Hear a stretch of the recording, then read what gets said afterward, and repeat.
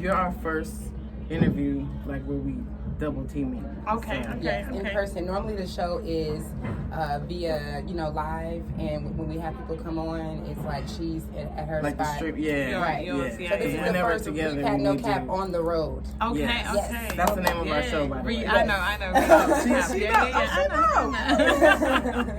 So, So how we do it on the Repat No Cap, y'all know it's no cap, it's No just filter. raw. Yes, no filters. no editing. Yes, we created this show because we want to normalize good and even bad things happening in Dakar, more so like, in Africa, but more so like just not romanticizing Africa, just being honest about how we feel about living here. To help people to get prepared Yes. if that's what Yeah, they think they may want to do. Because sometimes you see the positive stuff and you're like, yeah, it's easy, I could do it. And then I wish somebody told me this, or I wish Exactly. somebody helped me. So, but then when you express certain things that you may be having trouble with, people want to be like, well, if you don't like it, go home. And so this is a safe Safe space space that we created. with love.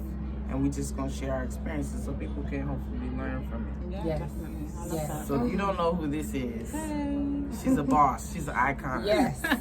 Really? Thank you. Yes, you Yes. are. This is Zandela, Hi. and Yes. she is in Gambia. We're in Gambia, if y'all didn't know. Yeah. And this is where her beautiful establishment in the VIP room. Yes, we in the VIP room. We got Of to the show you Smile around it. Lounge. Yes. Yeah, this is the rose room. We call it the rose The room. rose Oh, Yeah, Rose because room. the flowers were done by a lovely Rose, Rosemary, who's upstairs, and it took her months to do it. So I purchased all the flowers, and I was a novice. I didn't know how to do this. She does, and I found her in Gambia, Wow. and she used to do weddings, and she used to do artificial flowers. So when she came in, she was like, why did you take all the stems off all the flowers? What? I'm gonna have to put each individual flower. instead of So like- literally, this what you see, each individual flower was stuck down, yeah. And she was like, oh, I'll be finished in a week, and like 4 weeks later, she was still here. So we had to name it after. Oh, wow, the Rose room. And her name is Rose. Yeah, That's yeah, very her name's fitting. Rosemary. You guys, this place is beautiful. You could get married in here. Yes. Like, really. Oh, thank This you. is very nice. So, Yes. kudos to you. Yes. Thank you, 'Cause I thank know you. it was hard work. Of course, yeah. You're a busy lady. You guys know firsthand it's hard work. Yes. Mm-hmm. Yes. So tell her how we do the interview for Repack. Right. So we basically just go through these set of questions that we talk about. Just like we said, it's just no cap. We're going to be asking you, about living Raw. here. Yeah, it's just straight raw. So don't feel like you have to filter yourself. Because we all Okay. together. So Yeah, if they that's come fine. if they come for me, they come Come for for all all of of us. us. Come for us together. Don't Well, I come tried for to us. keep it as real as possible Yes, anyway. So as you let should. me just continue with that. That's doing right. that. That's Okay. it. That's it. So you are from the UK. Yeah, so I'm Where originally in the from UK? So I'm originally from Reading, which is just outside of London. Shout it out. So Reading, Reading, what's shout up? out my Reading peeps. Yeah. And then I moved to London when I was about 20, I think. I worked in Oh. a children's home, and the manager of the children's home that I worked in was opening up her own home and asked me to move to London with her. So that's why I moved. Yeah. Wow. Okay. So I've been there nearly 20 years. Okay. Yeah, nearly 20 years. So I was in London. Right. All right. So how long have you been living in Gambia? So I've been living in Gambia 10 months now. July would be a year. Yeah. Wow, like it's So- amazing to see the women that are thriving boss here women. in such short time. Yeah. Yes, like so many black women have just got their business going here in the Gambia just within Real quick, 6 yeah. months, 10 months. Yeah. That's the Wow. nice thing about being here is that you can move quite quickly, as long as you don't have anything holding you back. Yeah. You can move quite quickly because you can take your children anywhere with you. Like Yes. there's no Yes. eyes, there's no people Yeah. looking at you because you're child. I've got video footage of my kids painting the cupboards in the Yes. bar area, and they enjoy it. It was nice Yes. to take them along the journey with me. Yes. They were here when it was nothing. It was just Yeah. bricks. Yeah. My daughter helped build the well at our house, and she Yeah. painted the mural with the painters. Like, Right. Yeah. and nobody's like, it's not safe. That's Yeah. a hazard. Like all the little, you know. Yeah, and then And then I think the red tapes and how you get things done is a lot less here. I think the delays is like contractors, because that was a nightmare, but it's another time. Everybody knows. If you don't know, you know. Please get to know quick. But there was very little delay. So we got here in end of July, and then we opened up here in November. So it took us about 4 or 5 months to get going. But my husband is Gambian, and I do think that was a huge help for me, because he knew all the right people to contact quickly. And if, an electrician didn't turn up twice, he wasn't waiting. He would be on to another electrician. And he could obviously communicate with them a lot faster than someone like I could. So that was my second part of the question. So the reason why you moved to Gambia? So when I first came to Gambia, I came twice, and then I met my husband. And when I first came, it was because of my eldest son. So he was going through some problems in the UK, and I wanted him to experience Gambia. That he was going to a youth centre, and at the youth centre they were bringing 19 boys here to go through the rites of passage. So in Gambia they have like a rites of passage ceremony, and they teach you like, I am my community's provider, I am my sister's keeper, that kind of ethos there. And I had never heard of Gambia. And then once I had heard of it and started speaking to people, everybody I knew was like, yeah, I've been to Gambia, I've been 10 times. And I was like, why does no one talk about this country? So I came here and I fell in love. Like, me and my sister came, and we literally were silent on the aeroplane going home. We just didn't talk to each other. It was devastating. We were like, we need to come back. So then I literally came back about 5 weeks later. Wow. I came back about 5 weeks later.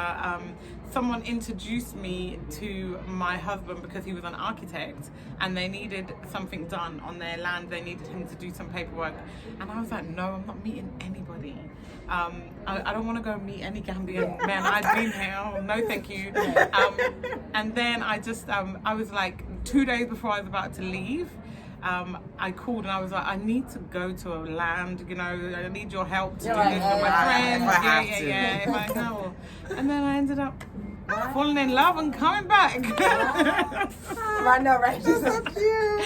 It's interesting. So actually, my husband actually went to Sweden later that year.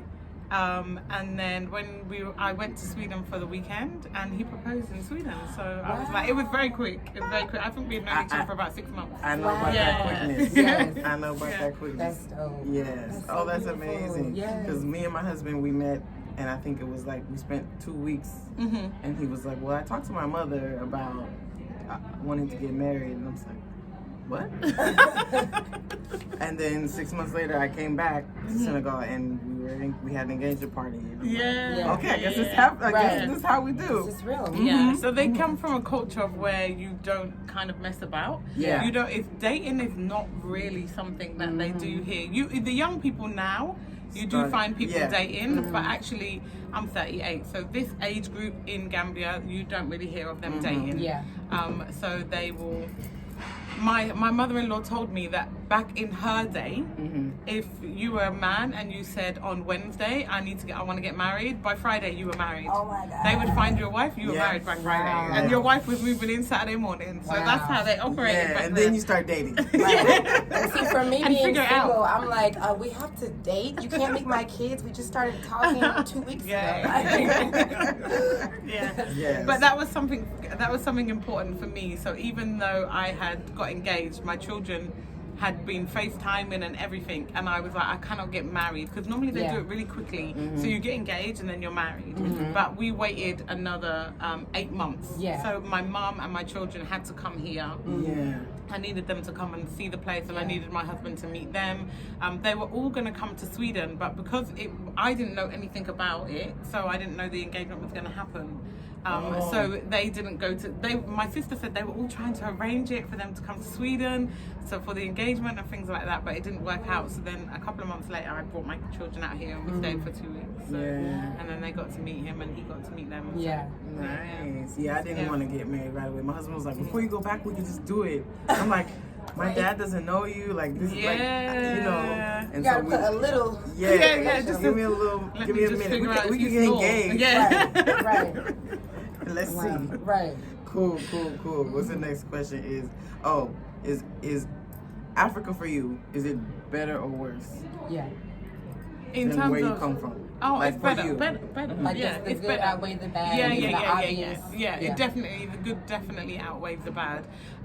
There are a lot of problems here in Gambia. But when I look at where I came from, I didn't have a hard life in the West. I ran a successful business.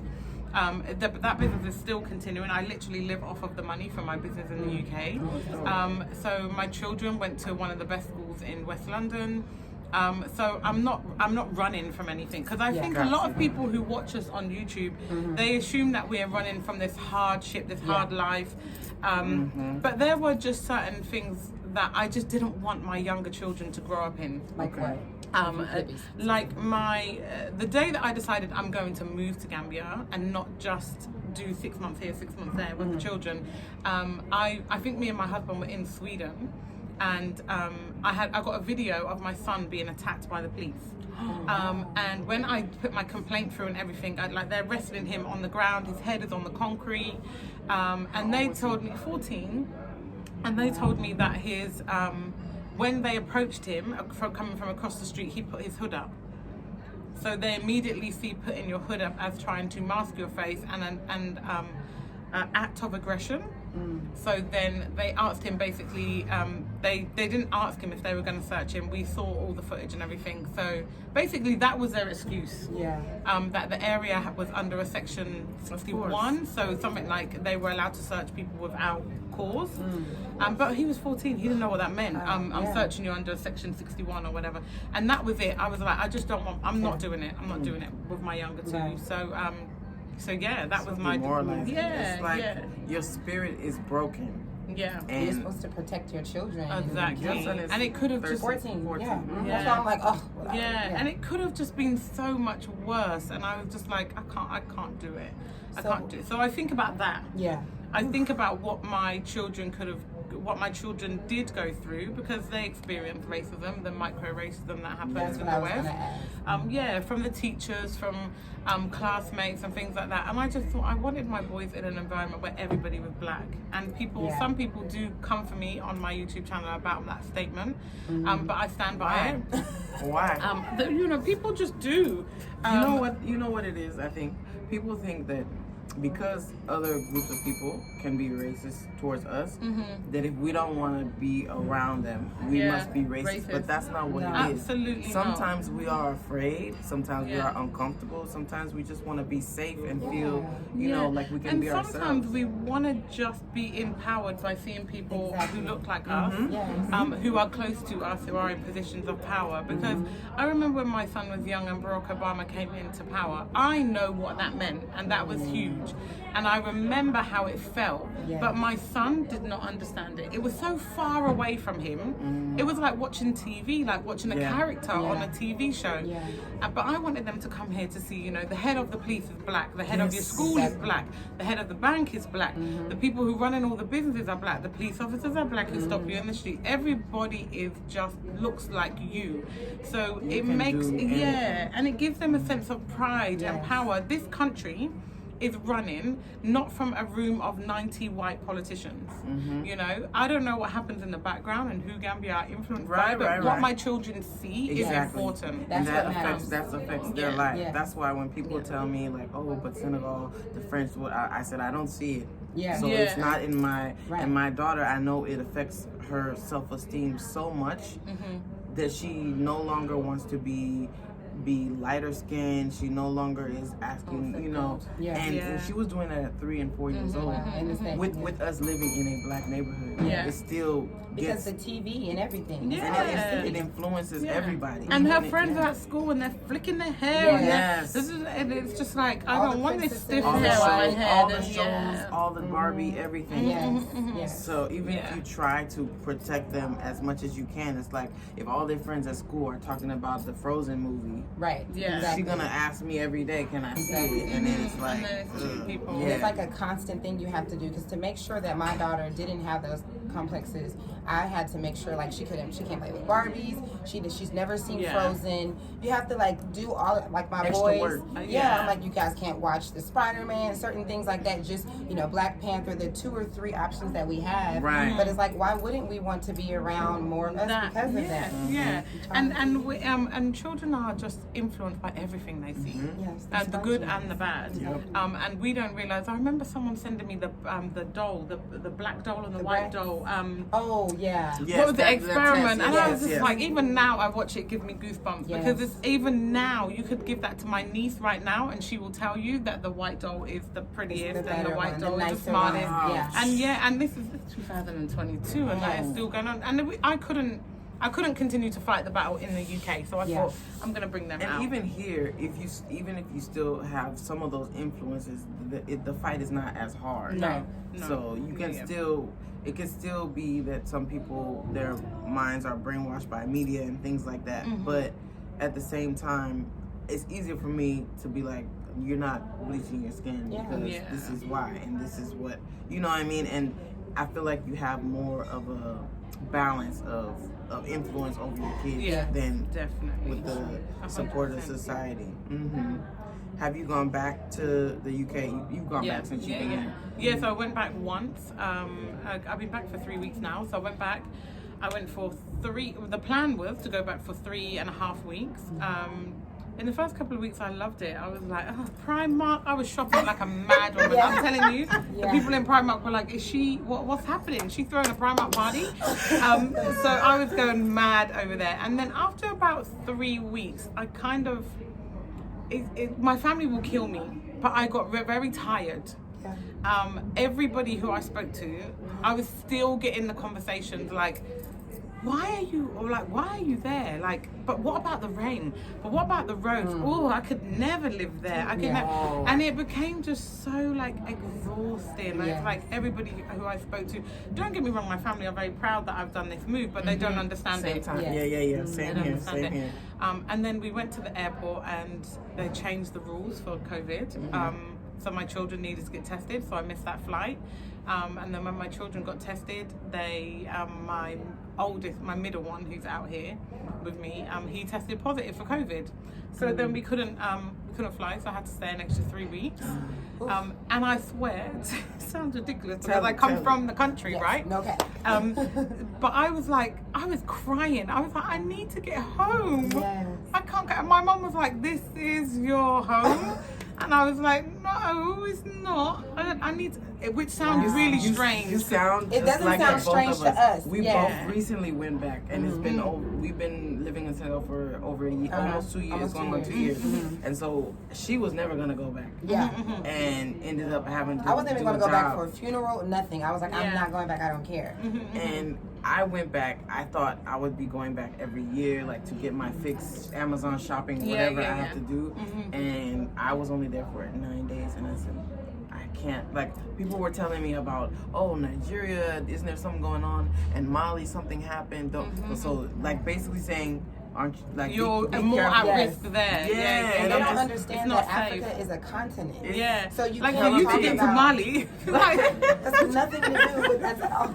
They're like, oh, is the value of the CFA going down, and this and like, what are you gonna do when if this happens, the president, blah blah blah. And I'm just like, it doesn't affect me at the moment. I'm chill. Like, you know how the West African vibe is very like relaxed, especially centered on Gambia. Yeah, you don't worry about. So I was very like, but you gotta prepare for this. And what if this? And it's like, and you know, you need to make sure that you got backup this that, and the other. And I'm just like, oh my god, make sure you got your money to get back on the airplane. Blah, blah. Look at where you live, though. You got to be worried about these things on another level. That's why we left. And do you know what I find? Like, people everywhere, all of us are to blame. Before we came here, we would talk about the corruption in Africa. I know of at least 3 or 4 major corruption from government in the UK that we just spoke about once or twice on the news. The MPs have all got houses up north, and then they all got housing thing, and they have to pay back these millions of pounds in taxpayers' money. The next day it's out the news. Don't even get us started on no one even talks about it. We accept the devil we know. Like there was recently in the U.S. A couple of mass shootings actually in the past 2 weeks, and one of the politicians was like, we can't politicize this right now by trying to fix the problem.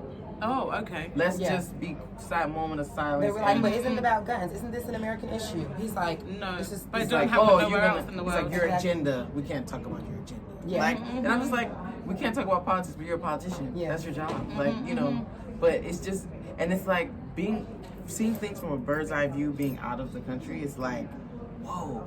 This has been going on for like the past 40 years, like my whole life. Yes. And like we do and the we same just accepted thing. it. Yes. We just was like, it's cool. Yeah. It makes me feel like how low is our self-esteem as not even just black people, but like even the whole country, like that people think this is the best you can get. Yeah. Everybody in the U.S. is talking about, the world, the stuff that's going on in the world today, the world crazy. Today. And I'm like, it's your world, fam. Yeah. Like, it's not mine. It's not.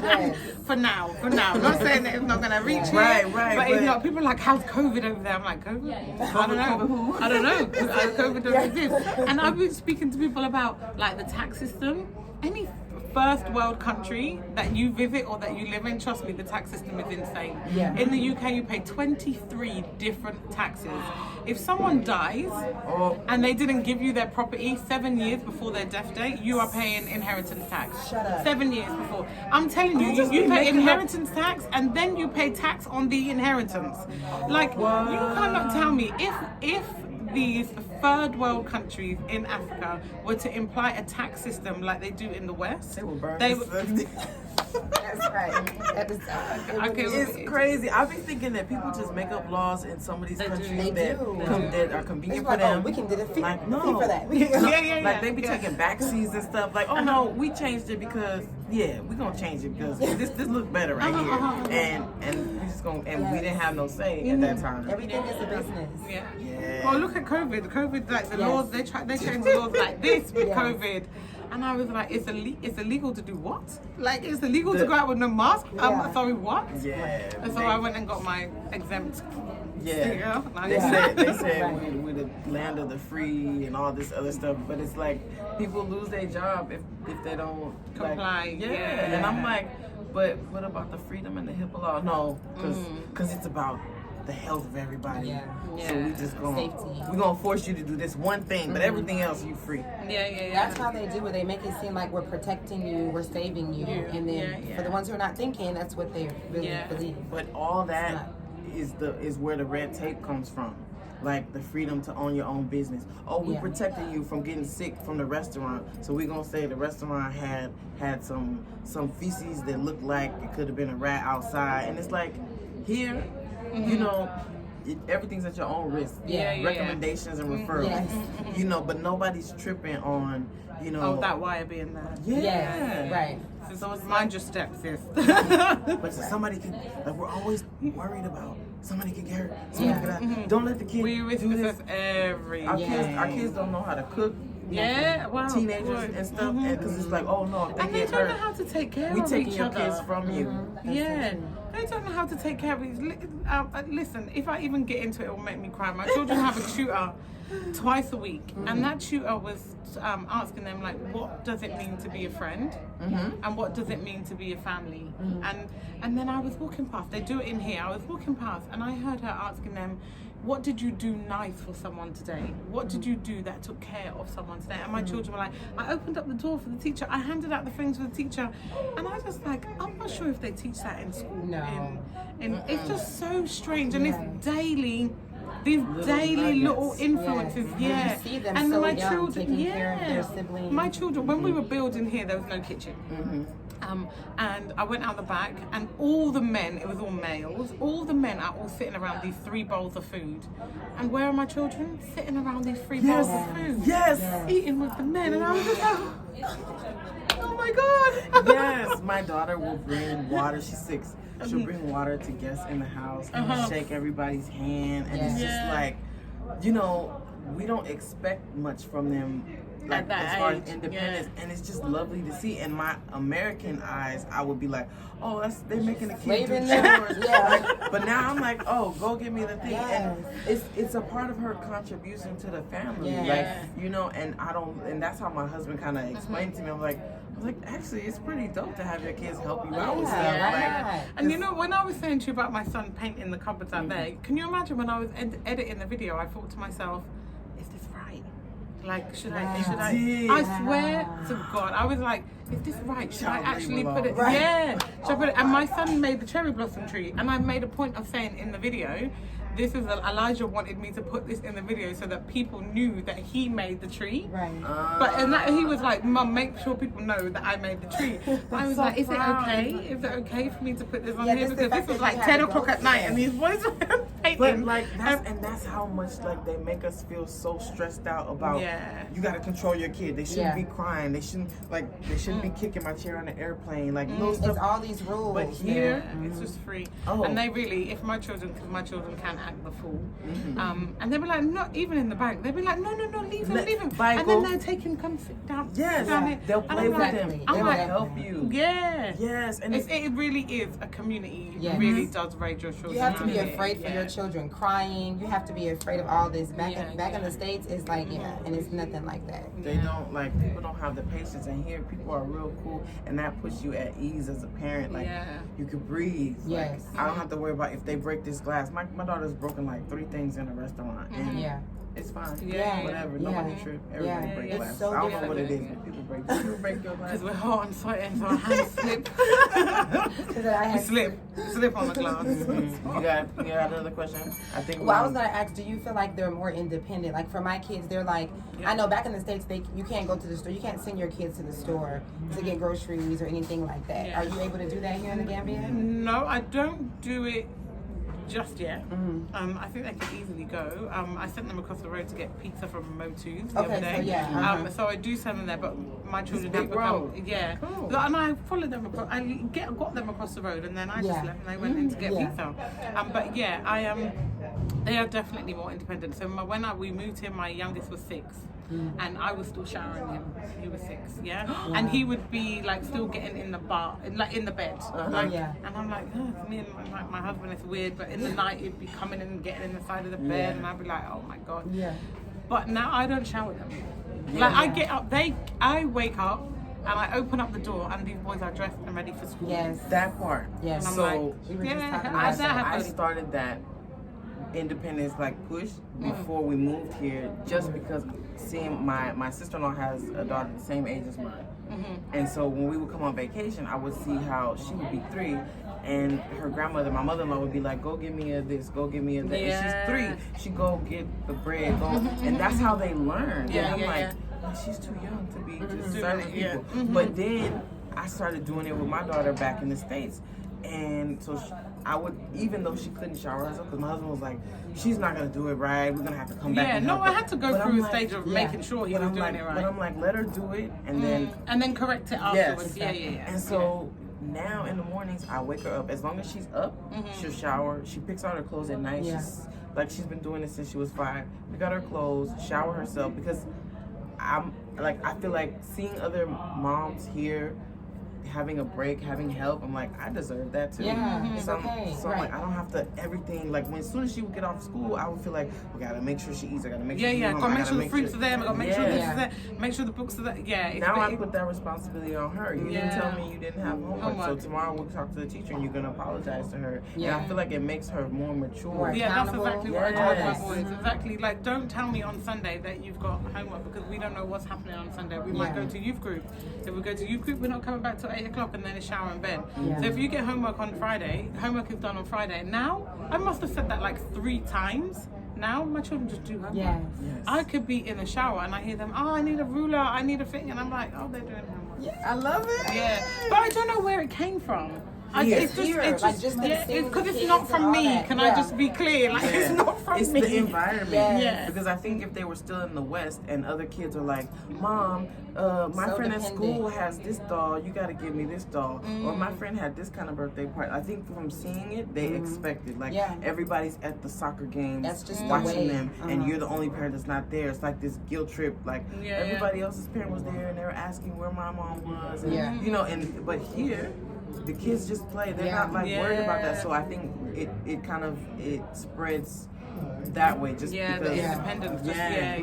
They just look and at they other don't kids. they don't apply so much pressure because they're not seeing And you know, pressure kids applied. learn better from other children. So when they're seeing them, like I was telling her last night, how I don't remember the last time I cooked breakfast. I'm like, it's been months. Like they just cook breakfast. Like, That's good for you. my 8-year-old made me pancakes before we left. I was like, yes, so you better step up your game. When I came to her house, she has 4. I came to her house, I seen her, Titus was probably 7 at the time, sweeping the floor. The other one was cleaning, taking care of the baby. Like, and I'm just like, and she's like doing her stuff, and I'm like, just do that. And she's like, but Africa, look how she's looking. She's like, Africa allows you the freedom to do that without feeling guilty. You know what I'm saying? Like, we're here, our kids are with their guardians, other guardians, whatever, and it's like nobody's like, oh, your kid got to be stuck to you all the time. You're not doing your job. And you see a lot of people here, like the Caribbean. I'm originally from Jamaica, so big up Jamaica, big up Jamaica. You see a lot of people here, the grandparents are so much involved in the children. And I think over in the West, because it's such a hustle all the time, grandparents are still working literally until a couple of months before they pass. But over here, the grandparents, if I've got to quit my job to look after my grandchildren, they'll do it. That's what they do. So I think that gives such a community. So there's more than just you raising your children, if that makes sense. That makes sense. I feel like I digress.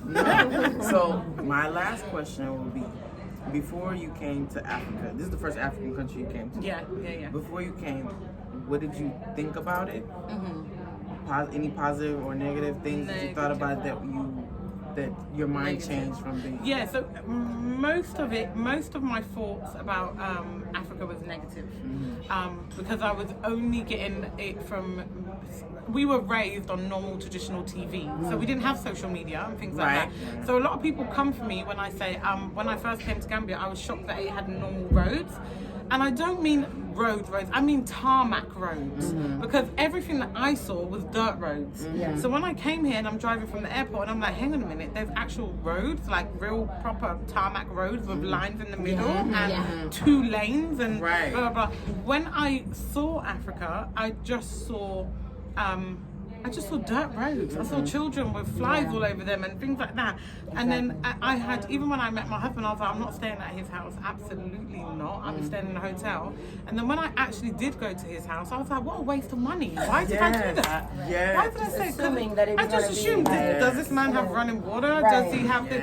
And it's so stupid because I was watching like Afro beats and things like that, but social media is fairly new for my generation. So I was looking at Afro beats and I'm like, oh, that's filmed in the studio. Oh, that must be that little part of Nigeria or that little part of Africa. But majority of it is, you know, there's the houses built with just corrugate sheets and mud and blah, blah, blah. So when I came here, I was shocked. I was shocked at that. And people have, in my Wodamai video, people have gone crazy about the fact that I said that. But I meant tarmac roads. I meant actual lights on the street. Because it's okay to have had that. We've all have done that. They did a great job at teaching us. And 100%. I think even if you imagine, like, say for example, you think they only have I think for me, I didn't imagine they don't have toilet paper or they eat on the floor or they don't. I think I just had a blank. You know, and us from the States, because most of us don't have another country of origin other than the States. The US. So I think we like really fantasize and we try to be positive about it to to a fault. Like we're like Africa kings and queens, and like we're telling ourselves this, but I think subconsciously we still do have the images. Because what we see what on TV. Somalia back in 30 years ago, we were And I'm originally from Jamaica. And when I went to Jamaica, there were power cuts. There was no indoor toilet. But they got a 7-bedroom house, but no indoor toilet. It was very strange. Goats tied up on the side of the thing, and I was like, and then Jamaicans in Jamaica would look down on Africa. So Jamaicans would be like, me? Ugh, I mean, no, something not gonna, no. And that's what they would be like I'm never ever going to Africa. So then in my head, I'm like, oh my God, that must be so much worse than Jamaica. That's the indoctrination. 100%. Everyone has, apparently, all over the world about everybody. Because like we said, they've done such a great job at teaching you that Africa doesn't have anything. And I think a lot of the media about Africa was based on or spearheaded through charities. So if the charity continues to teach you that Africa is awful, you're going to continue to donate. All those missionary things they do. So after you go on social media, that's why I went on YouTube to try and make a point of showing people actually you can move to Africa with your children. Don't let them think. Don't let them think. Don't let you or your children think that it's just this awful place that you cannot go to. And even if you don't go and live there, then you can actually go on vacation there. There's beautiful hotels, there's beautiful beaches, there's things like that, which I never saw when I was 10 years old, the age of my son. And I think we can't interpret what we see with our Western mentality. So like you see kids with no shoes on, but like they play soccer they choose to wear they got shoes. And so it's not, and we're thinking they don't have, like how kids they'll make instruments out of like old buckets we need to raise money for them. Like we have this feeling sorry for like automatic. It's because they don't have the correct what we think is correct. But it's like happy. I'm not saying that people are not suffering here. Trust me, people are suffering here. The cost of living versus the income, the balance is just so off. It's unbelievable, and people are suffering here. But trust me, people are happy here, and I think that is kind of what has made my children just be so much more content with what they have. Because the children who they play with outside, they are happy, and they don't have an iPad. They don't have a PlayStation. They don't have bikes. They don't have this. There might be one community bike that everybody goes on this one community bike. They learn how to share. I seen 2 kids. They both had one skate, and they were happy as hell. I was like, this is it.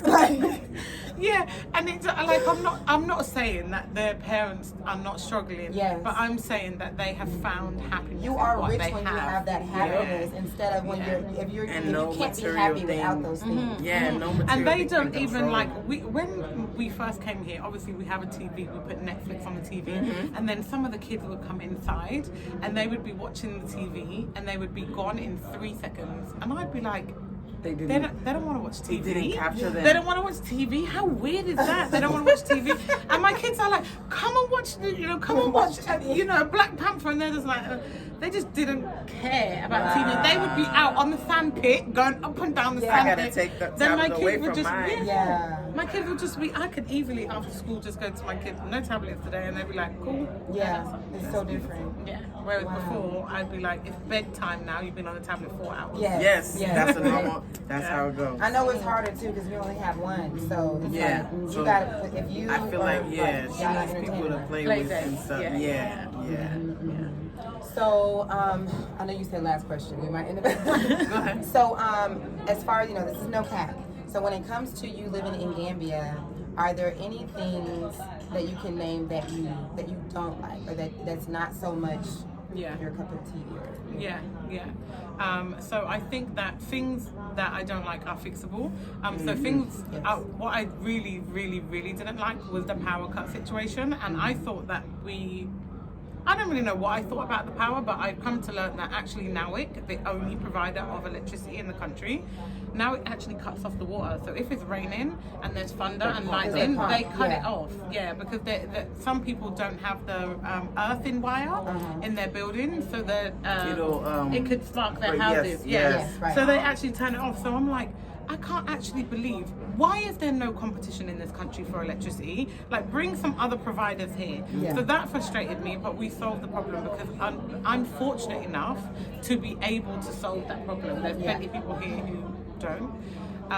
So the power was a huge problem because I could be sweeping the floor, sweat dripping down me, and all I want to do is switch on the AC, and then now it cuts out. Yeah. And I'm like, how am I going to survive? I'm going to melt here.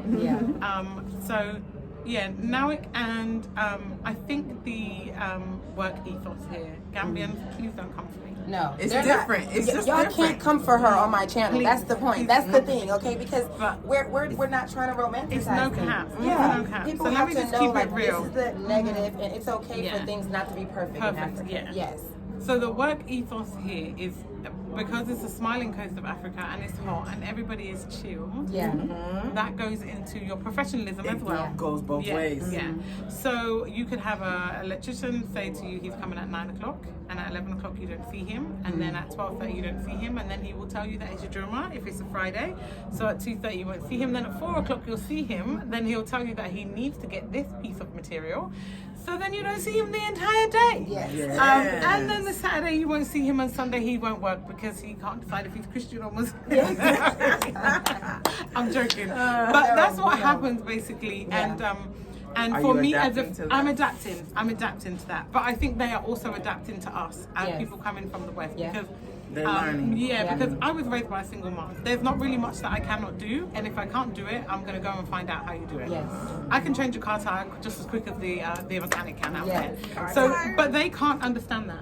They can't understand that. I could have built this space. My sister is like a carpenter. When my husband came to England, I was like, please go outside and look at the kitchen, go in the garden, look at that bench and look at that shed, look at this. My sister built that. Wow. Because I went through so much of having to try and explain myself, like, I can do this, but I want the professionals to do it so that I can go and do something else. And I think in the West, women are raised to be so independent, and they cannot get with that in Gambia. Yeah. It's very tough. We're too forceful, too independent. And I, at first, I was very offended by it, but I get some of it now. I get little bits of it now that we are women, so we shouldn't be carrying heavy boxes. We shouldn't be doing this. We shouldn't be doing it. And I love that part of it. But then there's also parts of it where I say that is not cut in a straight line. That's not cutting a straight line. You're going to waste my plywood because that's not cutting a straight line. Give me the saw and let me cut it in a straight line. And there's certain parts of it that they'll be like looking at you like, what's she talking about? I know what I'm talking about. I think for me, especially the first few months of living in Senegal, not being independent was one of the things that I really struggled with. And I think like you, I came to the realization that, wait, it's nice to be able to depend on other people, men or whoever. And like my sister-in-law would do so much for me because she lives in the capital. She would buy stuff for me, put it in a taxi, send it down. And it's like, I wanted to do it myself and learn how to do it myself. And sometimes I'm just like, okay, I just have to accept that people can help me. And people want to help you. And not everybody, I think that's a lot of people have had bad experiences here, thinking that the people in Gambia, all they want to do is help you if they get something in return. And that's actually not Gambian culture. It's not. Gambian people will, I could be walking across the road with fruits and a boy might come and go, where are you going, auntie? Auntie, where are you going? They call you auntie a lot. I have to tell them I'm 38. I had to get used to that. I say, how, you're 32, I'm 38, I'm not your auntie. But they might help you come into the building and we might be like, oh my God, these people want to help me with my bags. That PTSD. Yeah, but they just want to help actually. Not everybody. Right. But most people, that's just how, if you are older than them, they want to help Even you. if you're 6 months older than them, they will call you auntie. And I'm like, okay. Auntie, Okay. Yeah, I need to get my groove back. Yeah, right. You're like, wait a minute. Calling me wait a minute. auntie. Yeah, I have to do the same thing now. And even whenever you say, like, adapting to it, because at first it was like that when it comes to like holding your own things and getting your own things. Now it's like, oh, is somebody gonna? Because I know. I know I don't have to carry all these. When I went back to the States, it was like that. I'm like, dang, nobody helped me. Offer. Like, you go shopping in the shop and you're like, they're really gonna let me walk out of the shop on my own back?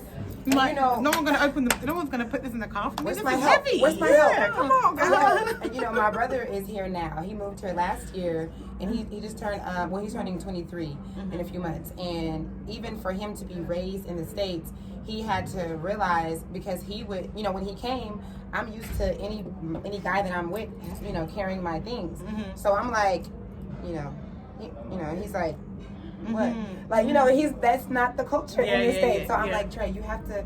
I'm like, okay, I gotta be patient because he wasn't raised like that. So even he had to be like, oh, okay, now I see. He had to adapt to being the it's man. Exactly. And I think for guys too, like in the States and in the West, you know, because people are fearful of men a lot, or like they scared, they don't want to come off as like a threat or anything. So just like when my husband goes to the States, I have to tell him you can't talk to people's kids in the supermarket and say hi. And like here, he can pick up somebody's kid if somebody's buying some. Like one time, I think when we met, and I liked him a lot.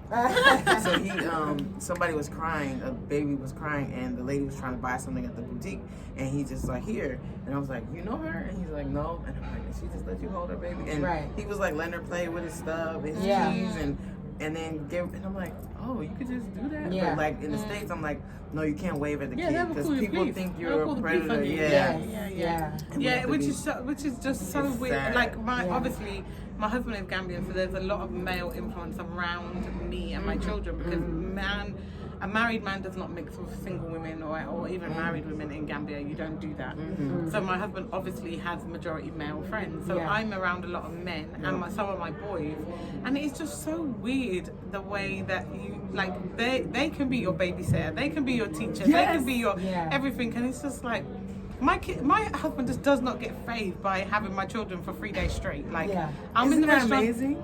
My baby father would be like, time's up, time's up. They like, where you at? Because they were raised taking care of their siblings and stuff. So it's I was nursing my 3-month-old, and my husband's best friend, like I have, you know, my stuff out and stuff. He's like, okay, you done? And he took. I'm like, you gonna my hold her? titties hanging out.